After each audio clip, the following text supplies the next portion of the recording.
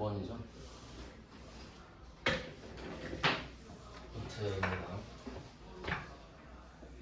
옳지 않은 거를 찾아볼게요. 1번은 부채를 정의하고 있는데 부채는 그 3개 나오거든요. 과거, 현재, 미래 이렇게 나와요. 과거의 거래나 사건의 결과, 현재 기업 실체가 부담, 미래의 자원 유출 이렇게 되거든요. 뭐 예를 들면 내가 과거에 철수한테 돈을 빌렸어요. 그럼 현재 철수한테 돈 갚아야지 생각하고 있죠. 그럼 미래에 돈이 나가요. 이게 부채입니다. 맞는 말이고. 그다음에 2번 부채의 정의를 만족하기 위해서는 금액이 반드시 확정되어야 한다. 이게 좀 상대적일 수 있는데 아까 말씀드렸던 대로 재무상태표상 부채를 언급하는 게 일반적이에요. 그러니까 89번의 2번은 88번의 4번이랑 좀 비슷한 맥락이라고 볼 수 있겠죠. 반드시는 아니죠. 그러니까 부채는 부채랑 충당부채를 포함하는데 충당부채는 돈이 나간다는 사실만 확정이 돼도 충당부채죠. 그러니까 금액은 알 수가 없어요. 충당부채는. 그러니까 퇴직급여 충당부채 생각하시면 됩니다. 그럼 2번이 틀렸죠. 89번의 답이 2번. 그 다음에 3번은요. 과거 사건으로 인해 현재 의무가 존재할 가능성이 매우 높고 인식기준을 충족하는 경우에는 충당부채로 인식한다. 요건 뭐 답이 이미 나왔기 때문에 그냥 뭐 그런갑다 하고 넘어가시면 되고. 그 다음에 4번의 선수금 좀 뜬금없는데 선수금이랑 선수수익은 친구죠. 둘 다 유동부채입니다. 맞죠? 얘네들 다 유동이라 그랬으니까. 그 다음에 90번입니다. 요거는 부채랑 자본이 섞여 있는데 부채 쪽만 할게요. 90번의 1번 보고기간 종료일로부터 1년 이내에 상환되어야 하는 채무는 보고기간 종료일과 재무제표가 사실상 확정된 날 사이에 보고기간 종료일로부터 1년을 이거는 그림으로 설명을 드릴게요. 이건 뭐 틀리라고 내는 거죠, 이 정도면. 근데 최근 문제들이 좀 이런 게 많아요. 100회 언저리에서 이런 게 많은데 자, 1월 1일부터 12월 31일까지 요거를 다 정리해서 12월 31일 날 결산을 하잖아요. 결산. 그러면 보고 기간 종료일로부터 1년 이내에 상환되어야 하는 채무는 한번 끊어주셔야 돼요. 읽기 편하게. 그럼 유동부채죠 이게. 이 유동부채는 그 보고 기간 종료일이죠 이게. 보고 기간 종료일이에요.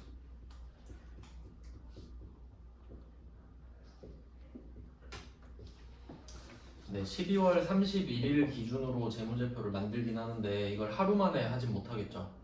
근데 이게 한 2~3달 정도 걸린단 말이에요. 그 주주총회까지.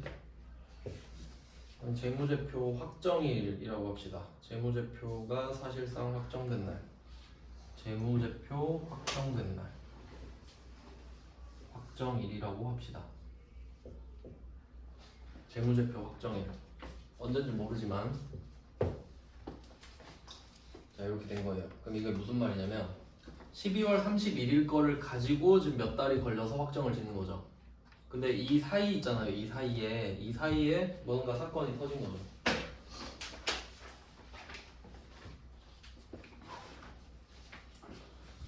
이 사이에 사건이 터진 거예요. 근데 이때 1년을 초과해서 상환하기로 한 거야. 그러니까 이때는 유동부채였어요.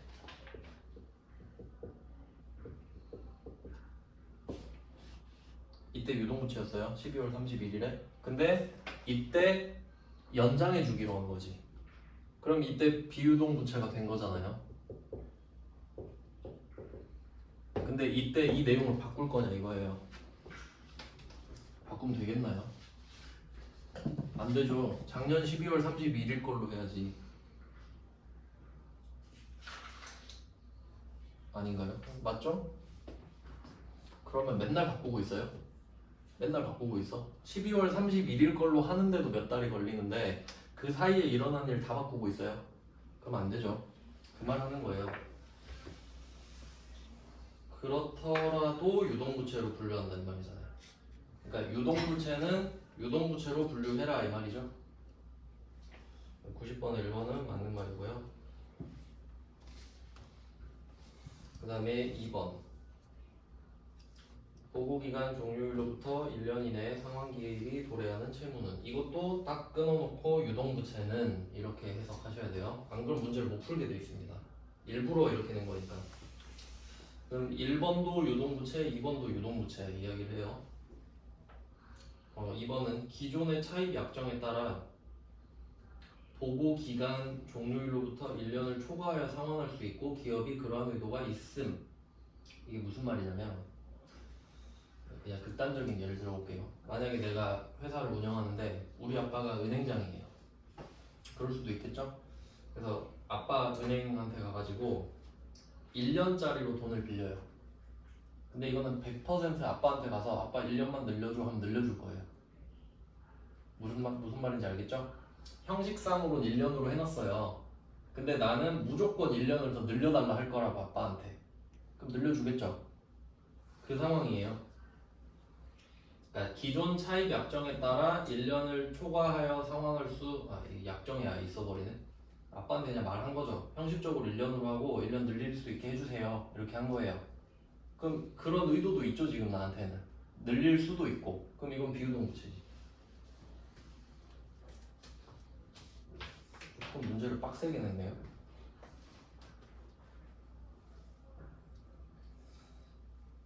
그래서 이 90번 문제는 자본이랑 그 부채를 같이 냈다고는 하지만 사실 자본은 그냥 들러리고요. 자본은 3번, 4번은 그냥 의미 없는 거고 1번, 2번 때문에 낸 거거든요.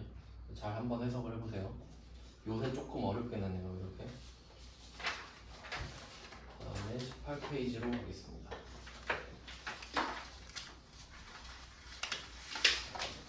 네, 부채의 꽃입니다, 자체. 요거는 제대로 한번 해보려고 그 일반전표도 나눠드렸는데 뭐 갖고 계실 수도 있는데 그냥 지금 편하게 보시라고 같이 옆에 놔두고, 이게 1, 2페이지로 딱 끝나는데 그 분류를 해볼게요. 이 지금 비유동부채 1페이지를 드렸는데 세 문제 있죠. 앞에 209, 210, 211 여기까지가 사채 발행입니다. 사채 발행. 세 문제 사채 발행. 요거는 회계 1급에서도 나와요. 세무 2급도 당연히 나오고요. 근데 그 여기다 넣은 거는 일부러 그 통합이잖아요. 이게 세무 1급 걸로 넣었어요. 수수료 들어간 거예요. 한번 풀어보시면 좋고, 그 다음에 212번부터 2페이지로 넘어가서 216번까지 216번까지가 이자 지급하는 겁니다. 212부터 216까지가 이자 지급이거든요. 요거 여러분이 대비하셔야 됩니다. 이자 주는 거. 그러니까 우리가 돈 빌린 거랑 똑같은 패턴이에요. 돈을 빌렸으니까 이자를 주는 거죠. 그거를 계산하는 겁니다. 그리고 마지막 두 문제는 중도 상환이에요. 중도 상환. 중도 상환은 우리가 사채를 3년짜리를 발행하면 3년 뒤에 갚으면 되거든요. 근데 1년 만에 갚아버리는 거죠. 그런 내용이 있는데 우리는 지금 이자 비용에 포커스를 두고 보겠습니다. 그러면 그 이론이랑 같이 볼 건데 이론으로 좀 내용을 볼게요. 118페이지에 보시면 91번 이걸로 좀 자세히 설명을 해드릴게요.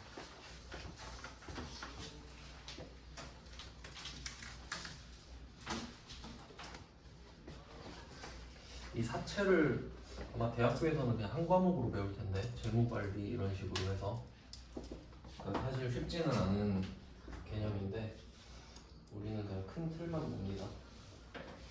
일단 그 사채를 발행했다라는 그 개념부터 이해를 좀 해보죠. 자, A랑 B가 있는데 우리가 A예요. 우리가 돈이 필요해요. 그래서 B한테 돈을 달라 그러고 대신에 채권이라는 차용증서를 주죠.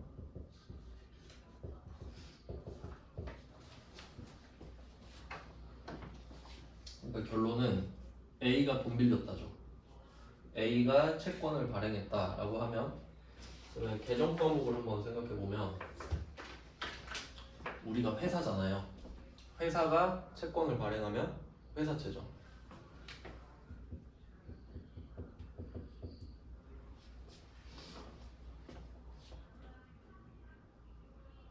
회사채.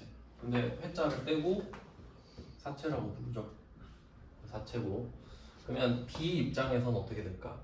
그럼 얘가 내가 발행한 채권을 사는 거예요. 그럼 걔 입장에서는 이 채권을 보면서 이걸 갖고 있으면 이자도 받고 원금도 받겠다 라고 생각을 하겠죠? 그러면 얘는 단기 매매 증권으로 얘를 볼 수도 있고 매도 가능 증권으로 볼 수도 있고 만기 보유 증권으로 볼 수도 있죠. 이렇게 됩니다. 상대적으로.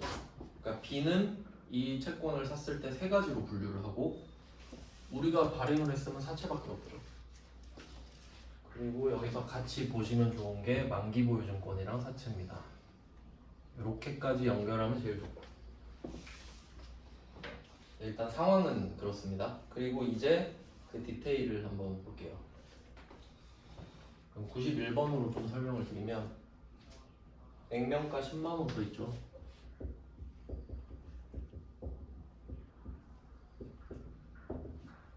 액면가액 10만원.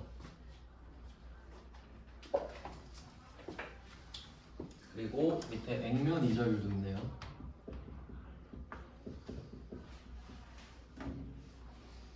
뭐 현실적이진 않지만 이제 얼추 비슷해졌네요. 자, 이렇게 해서 이 두 개 있죠. 이 두 개를 곱하면 액면 이자가 나옵니다.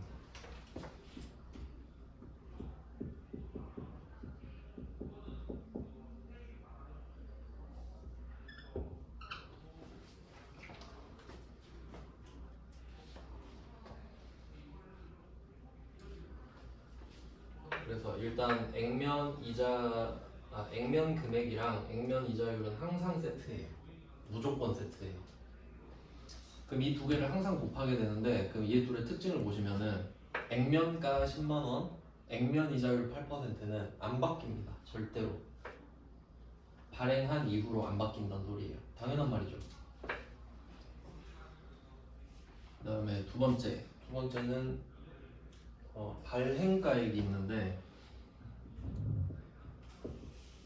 요거는 조금 상대적인데 발행가액 발행 금액이라고 보셔도 되고요. 그럼 얘는 장부 금액으로 들어가거든요.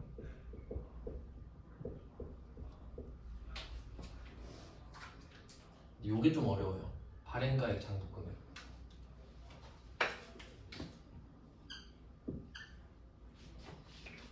이거 개념 잘 잡아야 되거든요. 그러니까 이걸 이해하려면 분계도 봐야 되고요. 그럼 일단 이론적으로 생각을 해보면 이때 액면가액 10만 원 있잖아요. 우린 이 돈을 줘야 돼요. 10만 원 줘야 돼요. 이유는 10만 원 드릴게요 하고 줬잖아요. 그럼 10만 원째가 달라고 하겠죠? 그래서 우리가 줄 돈은 액면가액 10만 원입니다. 그래서 좀 쉽게 말하면 줄 돈이죠. 액면가액은 내가 줘야 될 돈. 근데 발행가액은 받은 돈이에요. 이렇게 좀 적어두시면 편할 것 같아요.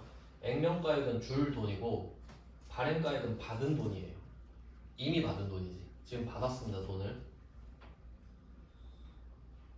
근데 여러분이 은행 가서 10만 원 빌리면 92,669원 주나요? 10만 원 주죠. 10만 원 주겠지. 근데 왜 이렇게 좀 후려쳐서 주냐면 지금 유효이자율이라고 돼 있죠. 아까 그 나왔던 거. 이자에만 쓴다고 한 거. 이 유효이자율이 그 92번 문제 바로 밑에 보시면 시장이자율이라 돼 있죠. 둘이 그러니까 원래는 똑같은 게 아닌데 우린 똑같다고 봐도 돼요. 그러니까 정확히 말하면 시장 이자율이 시장에 있는 이자율이고 거기에 수수료까지 포함하면 유효 이자율이 되는데 근데 우리는 수수료를 말 안 하기 때문에 똑같다 보시면 돼요. 일단 그렇게 할게요. 그러면 이때 시장에서는 10% 이자를 주는 거야. 그러니까 은행 찾아가면은 이자를 10% 주는 겁니다. 근데 내가 돈을 빌리는데 이자를 8% 준다 그런 거지. 그럼 어떤 바보가 나한테 돈 빌려주겠어요? 안 빌려주겠죠. 그러니까 대신에 제가 10만 원 갚을 테니까 9만 3천 원만 주세요 이런 거죠. 싸게 팔아버리는 거지 그냥. 이자를 덜 주니까. 결론은 액면 이자가 유효 이자율보다 낮잖아요. 그러니까 할인 발행이 돼요. 내가 이자를 못 주니까 금액이라도 덜 받아야 되지 않겠어요? 팔아먹으려면. 그럼 91번 상황은 할인 발행이에요. 그럼 92번은 보시면 액면이 10%고 시장이 4%죠. 이건 은행에서 4% 주는데 저는 10% 드릴게요 이거 아니에요. 그럼 사람들이 막 몰리겠죠. 그럼 대신에 100만 원으로 갚을 테니까 117만 원 갖고 오세요 이런 거지. 어차피 이자로 상쇄가 돼버리니까. 그럼 이거는 할증 발행이죠. 92번은. 그러니까 그 부등호 해놓으시면 되잖아요. 누가 더 큰지. 그러니까 액면 이자가 내가 주는 이자입니다. 내가 많이 주면 돈 많이 갖고 오라 할 수 있죠. 자, 그럼 이제 두 번째 거는 그 발행가액이랑 유효이자율인데 이 두 개를 곱한단 말이죠.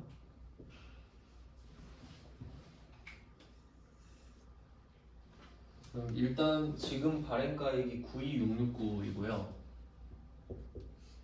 그 다음에 유효이자율은 10%인데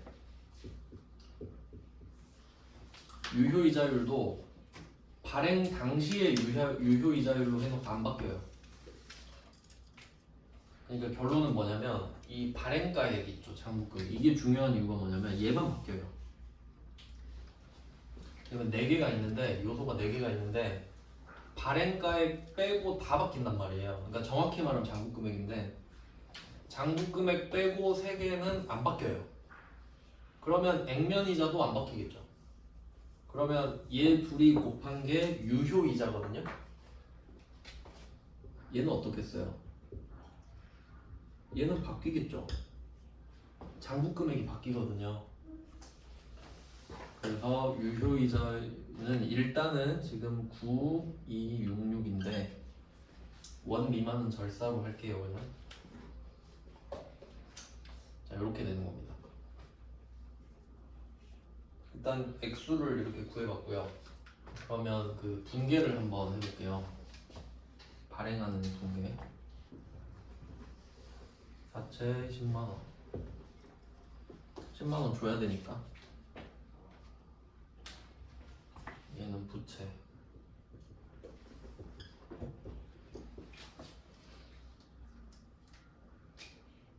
그다음에 보통예금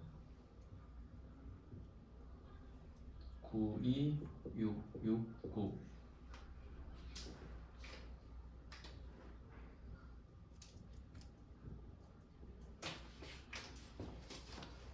줄 돈 적고 받은 돈 적어요.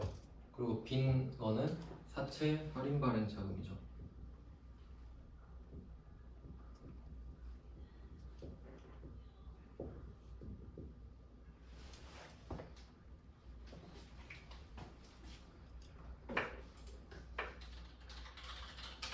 요거는 계산기를 좀 쓸게요.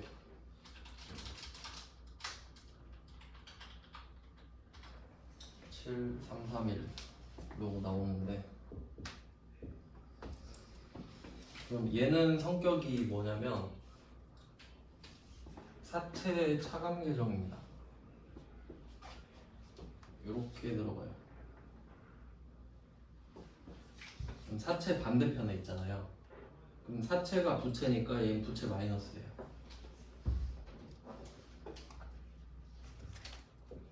분계로 감을 잡아봤습니다.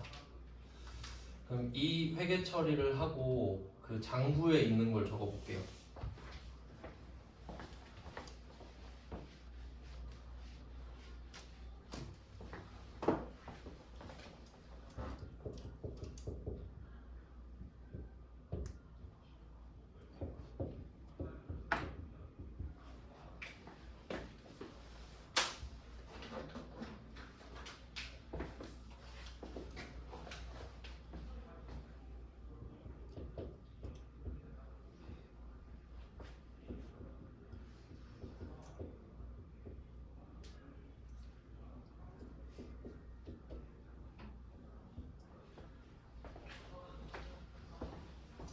이게 결과예요. 이 회계 처리를 하고 장부에 이렇게 써 있어요. 차감 계정이니까. 맞죠? 그러니까 이게 좀 웃긴 게 뭐냐면 분기할 때는 내가 10만 원 줄 건데 92669를 받았으니까 7331을 못 받았다. 이 순서로 되죠.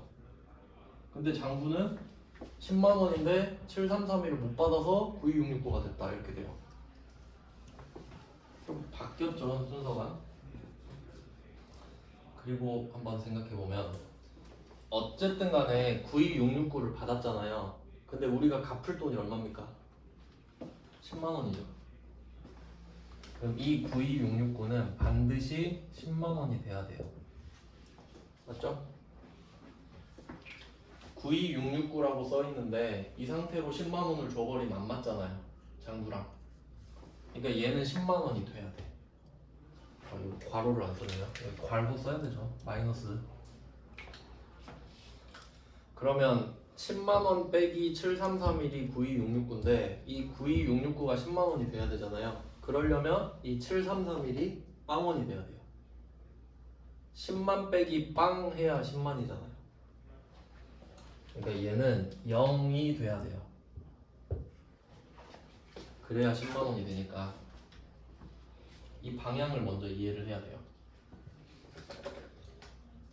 그렇게 했잖아요. 네, 지금 이렇게까지 정리가 됐어요. 그러면 이 장부금액 발행가액 이 두 개 차이를 생각해 볼게요. 발행가액은 사실 하나밖에 없어요. 여기서 발행가액은 92669 하나밖에 없습니다. 왜냐면 발행을 한 번밖에 안 하잖아요. 그럼 장부금액은 어때요? 얘가 만기가 3년이거든요. 그러면 처음에는 장부금액이 92669죠. 그럼 이자 한 번 주면은 10만 원에 가까워져요. 이자를 또 한 번 주면 또 10만 원에 가까워져요. 그 다음에 만기가 3년이니까 세 번째 이자를 주면 얘가 10만 원이 됩니다. 이게 원리예요. 그러니까 장부금액은 세 번에 거쳐 바뀌겠죠. 만기가 3년이니까. 근데 발행가액은 어때요? 얘는 안 바뀌잖아요. 그러니까 왜 얘 둘을 같이 써놨냐면 발행가액이 처음 장부금액이잖아요. 그러니까 장부금액은 4개 나올 거예요. 처음에 발행했을 때 이자 한 번 주고 이자 두 번 주고 이자 세 번 주고. 근데 첫 번째 장부금액이 발행가액이랑 같잖아요. 그러니까 정확히 말하면은 이제 내용을 아시니까 장부금액으로 해야 맞아요. 유효이자는 계속 바뀌거든요. 그래서 그러니까 처음에 유효이자는 9266인데 계속 바뀐다는 소리입니다. 그래서 정확히 바꾸면 이렇게 돼요. 장부금액이 바뀝니다. 그 흐름은 이렇고요. 그러면 왜 이런 걸 하는지 한번 생각해 볼게요. 그럼 우리가 돈 빌린 거죠 지금 사채 발행해서. 그러면 총 3년 동안 얼마 주는지 생각해 볼게요.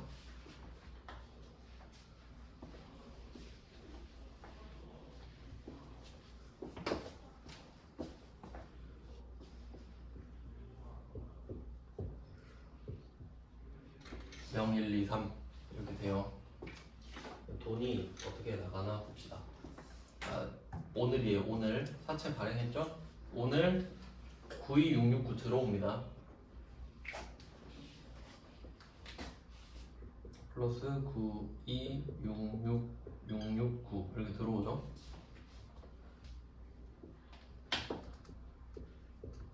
오늘 사채 발행했으니까 92669가 들어왔어요. 그 다음에 1년 지나면 이자 줘야 되죠. 얼마 주죠? 8,000원. 액면에 8,000원 써 있잖아요. 그러니까 우리는 액면 금액 10만 원을 갚아요. 그러니까 이건 3년 뒤에 갚겠지. 그러니까 이 3년째 10만 원 줄 거 아니에요. 주겠죠, 10만 원? 그리고 이자도 8,000원 줘야 돼요. 이자는 1년에 한 번씩 주니까. 그럼 2년 차에는 이자만 8,000원 주겠죠? 1년 차도 8,000원 주겠죠? 이거 이해되시죠? 그러니까 10만 원 적혀 있으니까 3년 뒤에 10만 원 줄게요 라고 하고, 그리고 10만 원에 8%라 적혀 있으니까 8,000원씩 3번 줄게요 이렇게 된 거잖아요. 그러면 이때 총 들어온 돈은 92,669고 총 나가는 돈은 12만 4천 원인 거 아시겠죠? 자, 그럼 비교해 볼게요. 12만 4천 원을 빼고 92,669가 들어온 거죠. 그럼 이때 차이가 나는 금액이 있을 거 아니에요? 한번 계산해 볼게요.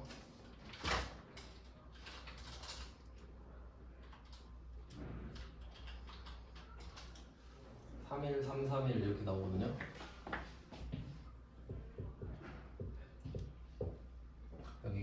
이게 의미가 뭘까? 한번 생각을 해볼게요. 이 12만 4천 원 중에 2만 4천 원이 나가는 건 알고 있죠. 내가 8천 원 3년 동안 주기로 했으니까. 그리고 원금 10만 원 나가는 것도 알고 있죠. 그럼 요거는 뭐 문제 없잖아요. 근데 내가 92,669를 받았다는 게 문제입니다. 그러면 이 차이는 어떻게 나오냐면 일단 여기에 2만 4천 원 들어있겠죠. 2만 4천 원. 근데 이건 알고 있는 거죠. 근데 우리가 예측하지 못한 건 뭐냐면 10만 원이랑 92,669 사이. 그러니까 이 금액이 어떻게 만들어졌냐면 8천 원 곱하기 3. 일단 얘는 들어가죠. 그리고 여기에 있는 어디지? 733에 733에 10만 원을 주기로 했는데 92,669밖에 안 들어왔잖아요. 그럼 733을 못 받았죠. 여기에 733일이 들어가는 거잖아요. 이 금액이라고요, 얘가. 그럼 이게 의미가 뭐냐? 실제 비용이지 이게. 2만 4천 원 실제로 돈 나가죠. 그리고 7331도 비용 맞죠? 내가 못 받았는데 갚아야 되잖아요. 그러니까 이게 실제 이자라고 지금. 저게 유효이자라고요. 이해됐어요? 그러니까 액면 이자는 2만 4천이죠. 근데 유효이자는 31331이라고요. 무슨 말인지 아시겠죠? 그러니까 우리는 3년 동안 이 돈을 감당해야 된다고. 이 돈을 빌려 쓰면서. 그런 내용이에요. 저게 유효이자고, 그러니까 결론은 뭐냐면 3년 동안 우리가 인식하는 이자 비용이라는 계정 과목이 있을 거 아니에요. 그 세 번을 합치면 이 금액이 나온다고. 2만 4천이 아니라. 그래야 맞잖아요. 그러니까 어렵지. 이중으로 가야 되잖아요. 액면은 8,000원인데 유효는 다르니까. 자, 그럼 이 내용을 이해를 했다는 전제 하에 분개를 해보겠습니다. 그럼 확실한 거는 액면이자는 8,000원으로 고정돼 있다는 거. 유효이자는 바뀔 거라는 거거든요. 그러면 어떻게 바뀔지 생각을 해볼게요. 처음에 장부 금액은 발행가액이죠. 이게 92,669잖아요. 근데 유효이자는 10%고 얘도 안 바뀌어요. 그러면 92,669에서 10% 하면 92,666이었죠. 그럼 이때 이 장부 금액이 얼마가 더 커질지는 모르지만 3년 동안 10만 원이 돼야 된다 그랬죠. 그럼 얘는 1년, 2년, 3년을 거치면서 커지겠죠. 장부 금액이 점점 커지겠죠? 그럼 유효이자율은 똑같이 10%잖아요. 그럼 유효이자가 매년 커지겠지. 유효이자가 매년 커질 수밖에 없죠. 장부 금액이 커지니까. 그런 내용이거든요. 그럼 한번 분개로 보여드리겠습니다.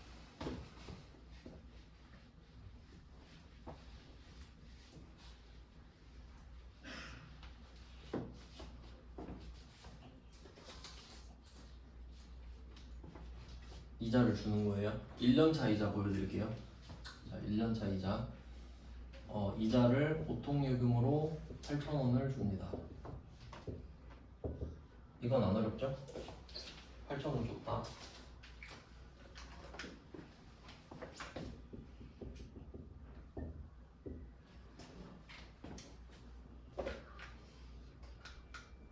네, 그 다음에 유효이자. 내 머릿속으로 인식하는 진짜 이자 있죠? 그게 이자 비용이에요.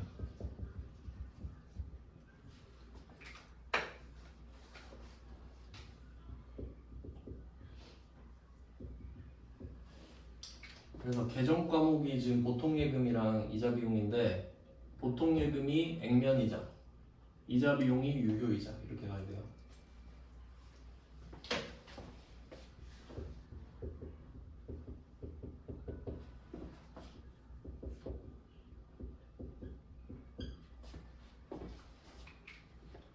이게 9266이었죠 1년차가.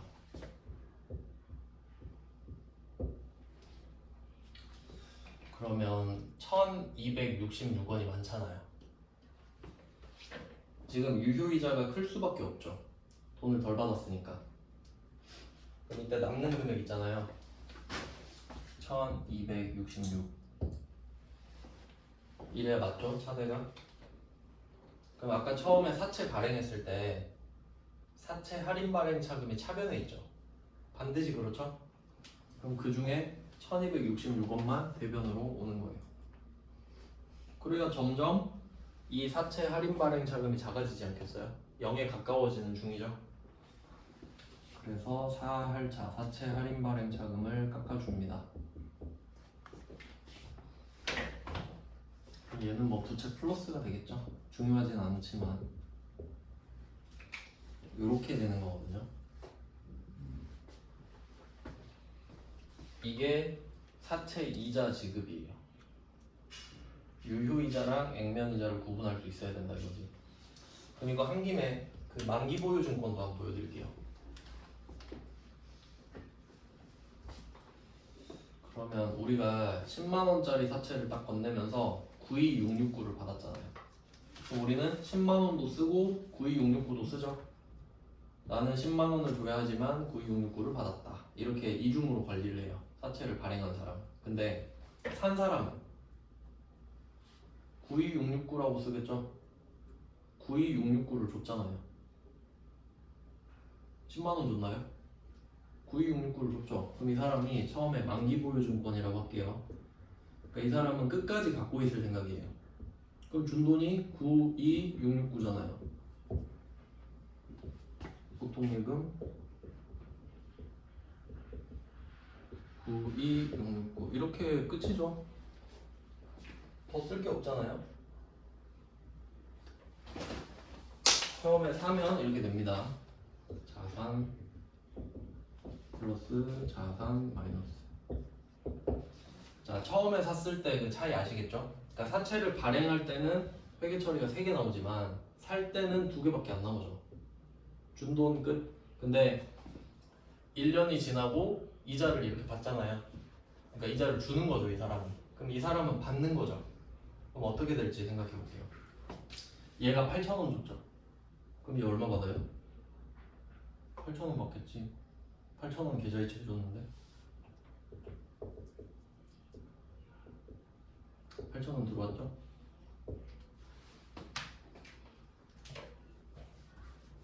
근데 실제로 9266 이렇게 돼야 되잖아요. 9266. 그럼 여기에 1266이 붙어요. 이렇게 해야 9266이 되니까 저 사람 입장에서. 그럼 이게 뭐냐 하면은 이게 만기보유증권입니다.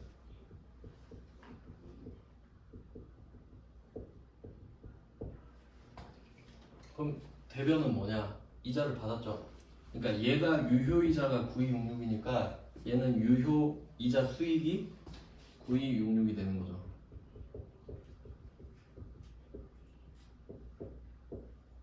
이렇게 되거든요.